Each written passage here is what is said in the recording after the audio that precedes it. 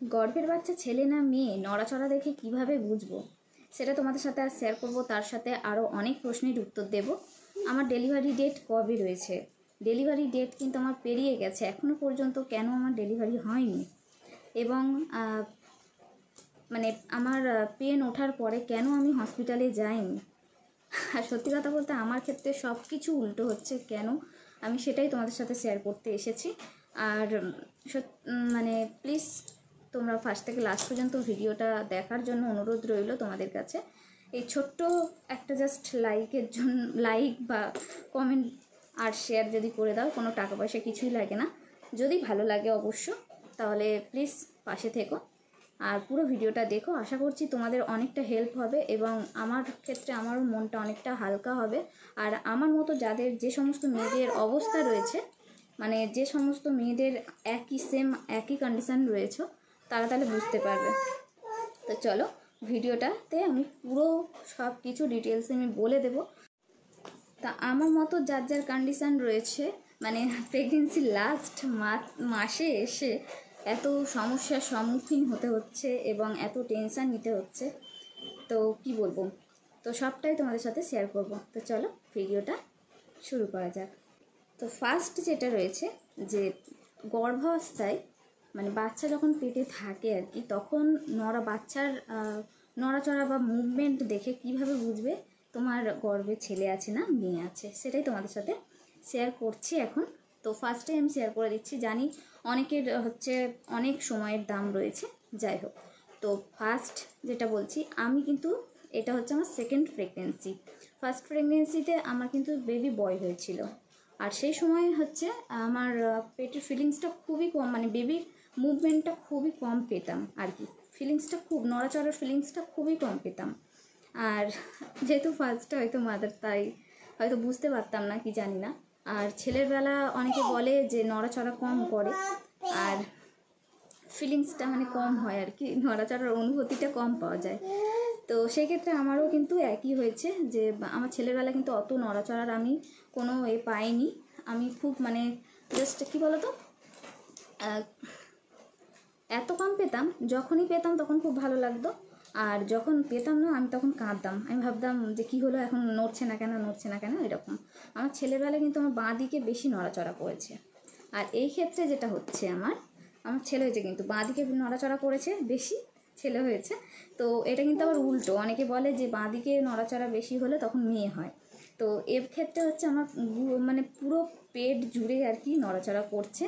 কখনো আজ দেখছি ওপরের দিকে, কাল দেখছি ডান দিকে, পরের দিনকে দেখছি বাঁ দিকে, এরকমভাবে নড়াচড়া করছে।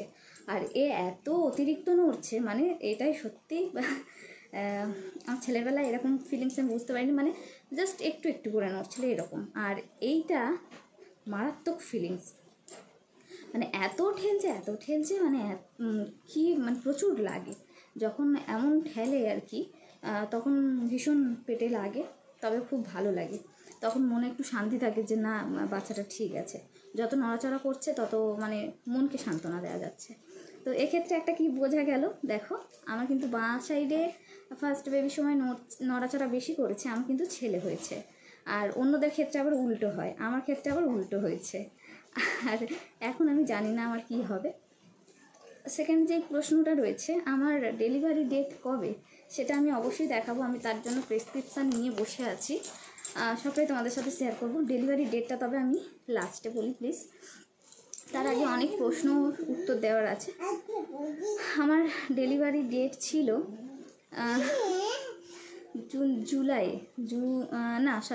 জুন মাসে 19 তারিখে আমার ডেলিভারি ডেট ছিল, কিন্তু 19 তারিখে আমার হয়নি আর কি।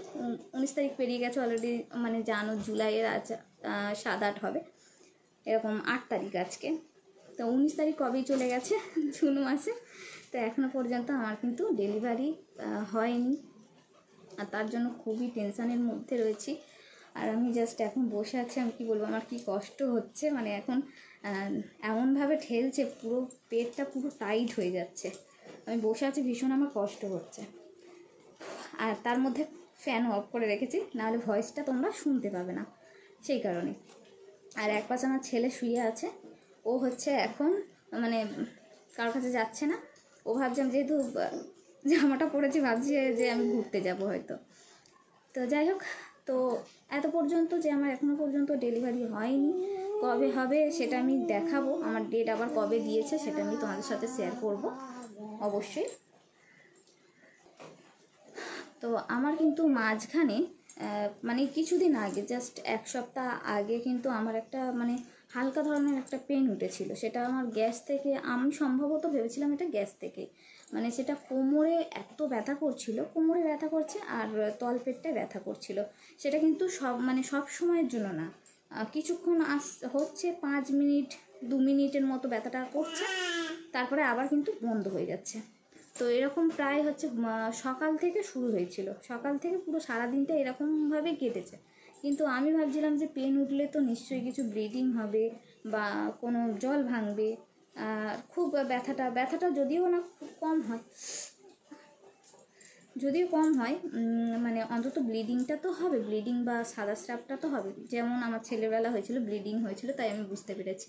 তো এবারে দেখছি কিছুই হয়নি। তখন আমি ভাবলাম যে এটা নিশ্চয়ই গ্যাস থেকে হয়েছে। তো সেই জন্য সেই দিনে আর আমি কিন্তু হসপিটালে যাইনি। তো হসপিটালে যাইনি ঠিকই, কিন্তু সেই দিনে সারাদিন দেখছি নড়াচড়াটা ওরকম পড়েছে। মানে তার পরের দিনকে দেখছি নড়াচড়াটার ফিলিংসটা খুবই কম পাচ্ছি।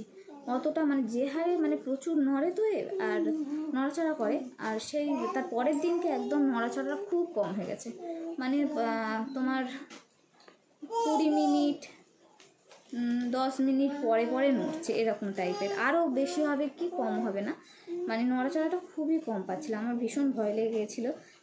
তারপরের দিনকে আর কি ভাবছিলাম আমি হসপিটালে চলে যাব। তারপরে ভাবলাম যে এ তো নড়ছে, তো নড়াচড়াটা যখন খুব কম করছে, খুব টেনশন, স্বাভাবিক তো হবেই। মাসের মানে 9 মান্থ হয়ে গেল, মানে ডেলিভারি হওয়ার সময় হয়ে গেছে। বাচ্চা যদি মুভমেন্ট না করে কতটা টেনশানের বিষয় সেটা প্রত্যেকটা মাই বুঝতে পারো। এতদিন ধরে এত যত্ন করে বড় করা আর কি, এত অপেক্ষা করে থাকা, এত কষ্ট করা, তারপরে যদি সে হচ্ছে নড়াচড়াটা একটু কম করে দেয়, সেটা টেনশান তো হবেই, স্বাভাবিক।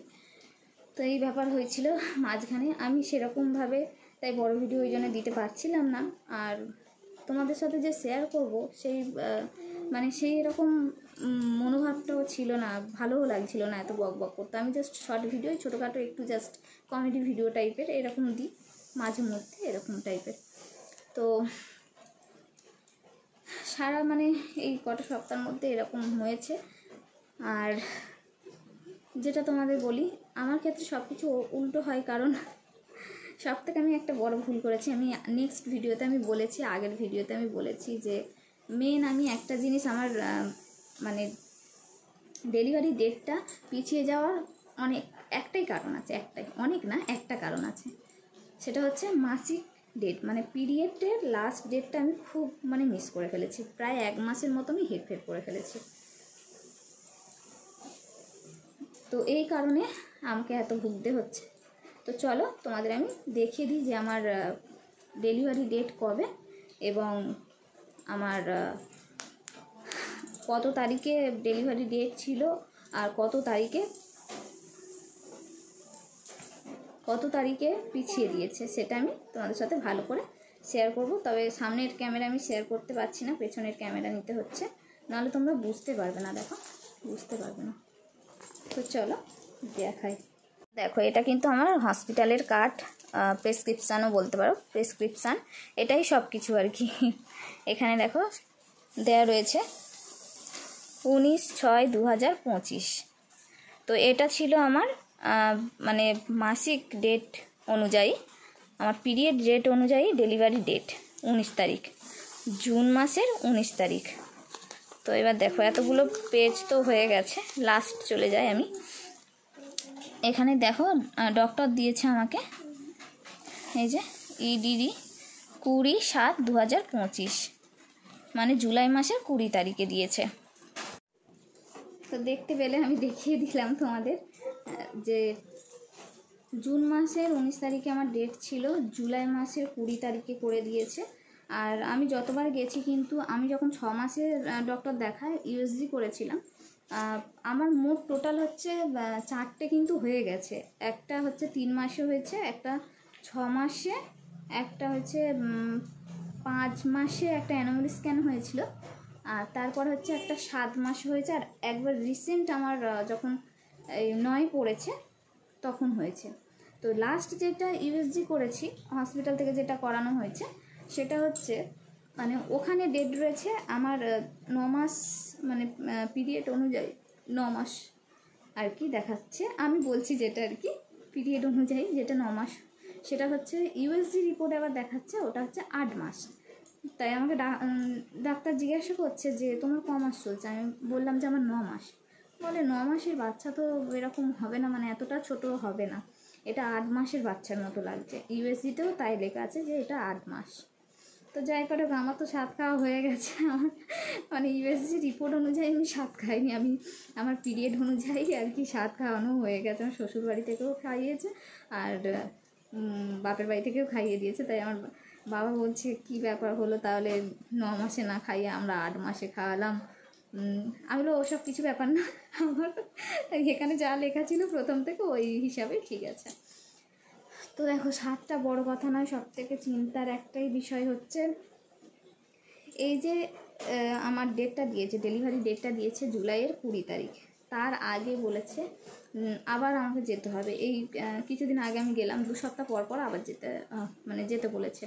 1 সপ্তাহ প্রায় অলরেডি কেটে গেছে, সামনের সপ্তাহে আবার আমি যাব, মানে 13-14 তারিখ পড়বে মনে হয় সোমবারে। আমি সোমবার করে ডাক্তার দেখাই হসপিটাল MR ভাঙুর হসপিটালে। তোমরা যারা কলকাতায় আছো তারা জানো, আর অনেকেই কিন্তু ভাঙুরেই যাচ্ছে।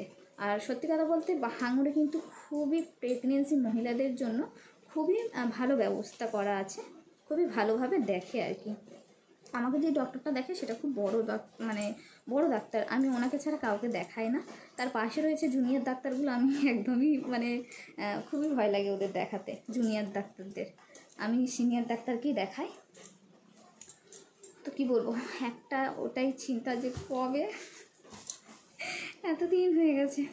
আমি হাসছি ঠিক, আমার মনের মধ্যে এত ভয় হচ্ছে। এদিকে আমি হাসি মুখে ভিডিও করছি। অনেকে হয়তো বলবে যে তুমি সব কথায় হয়তো হাসো কেন, বা দুঃখের কথা বলছো তাতেও হাসি পাচ্ছে তোমার। সত্যি কথা বলতে কী বলতো, মানুষকে মনের ভেতরে দুঃখ থাকলেও সারাক্ষণ তো আর মানুষকে আমি বলতে পারবো না যে আমি খুব কষ্টে আছি। মানুষ হচ্ছে কষ্টের ভাগ কম নেয়, সুখের ভাগটা বেশি নিতে আসে। তো যাই হোক, আমি তোমাদের বন্ধু ভাবি, আর সোশ্যাল মিডিয়াতে যেহেতু আমি কাজ করছি তাই আর কি তোমাদের সাথে ভাবলাম শেয়ার করি, যাতে আমার মতো যে সমস্ত মেয়েরা রয়েছো যে মাসিক ডেটটা ভুল করেছো, তার জন্য ডেট পিছাচ্ছে বারবার। তোমরা হয়তো ভাবছো কিসের জন্য বারবার পিছাচ্ছে, মানে একটা কারণের জন্য মাসিক ডেট তুমি ভুল বলেছো বলে তাই তোমার বারবার ডেটটা পাল্টাতে হচ্ছে বা পিছাতে হচ্ছে।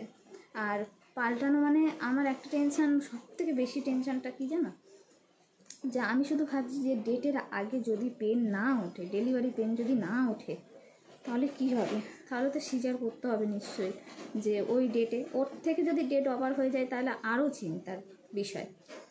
তো একটা বাচ্চা পেটে কতদিন থাকতে পারে? ইউএসজি রিপোর্টে যখন বলছে 9 মাস কমপ্লিট হয়ে যাচ্ছে, ডেট দিয়ে দিয়েছে, তো ইউএসজি রিপোর্ট যদি ছেড়ে চলে যায়, অন্য আরও বেশি দিন হয়ে যায়, তাহলে তো এটা স্বাভাবিক চিন্তার একটা ব্যাপার রয়েছে।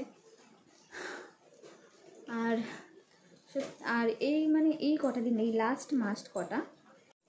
লাস্ট মাসে মানে এত গ্যাস হচ্ছে, মানে গ্যাসের ওষুধ যদি না খায় আমি কিচ্ছু খেতে পারবো না। আমি জাস্ট কালকে গ্যাসের ওষুধ খাইনি, আমার অ্যাসিডিটিতে পুরো গলা পুরো তো এই মাসে প্রচুর গ্যাস হয়। আর কালকে সারা রাত ধরে আমি ঘুমাতে পারছিলাম না, এত গলা জ্বালা করছিল। আর তোমরা হয়তো ভাবে মানে যেটা আসল জিনিস বলার থেকে বেশি নিজের পার্সোনাল জীবনের কথাটা বেশি বলছে। আর বলার একটাই উদ্দেশ্য, দেখো আমার মতো অনেক মেয়েরা রয়েছে যারা একই হয়তো সমস্যার মধ্যে, পৃথিবীতে অনেক মানুষ আছে একই সমস্যায় পড়ে। তো সেই কারণে আমি বলছি, তোমাদের সাথেও যদি এরকম হয়ে থাকে প্লিজ কমেন্ট করে জানিও।